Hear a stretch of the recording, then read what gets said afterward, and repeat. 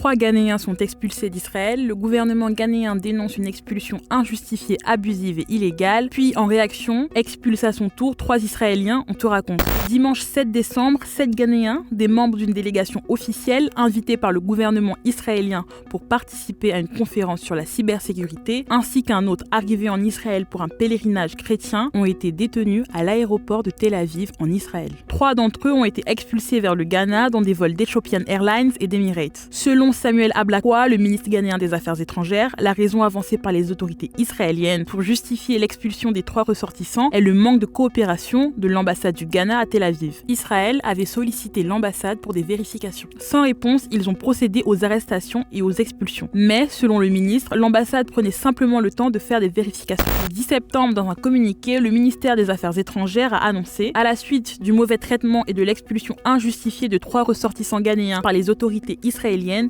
le gouvernement du Ghana a été contraint de répliquer en expulsant 3 Israéliens arrivés au Ghana plus tôt dans la journée. Une décision difficile, pure mesure de réciprocité selon le ministre. Les Israéliens expulsés du Ghana n'ont commis aucune infraction. Samuel Ablakwa a précisé dans une interview sur la radio Joy FM, s'ils expulsent 50 personnes, nous en expulserons également 50. Selon lui, les autorités israéliennes ont présenté leurs excuses et ont appelé à la désescalade.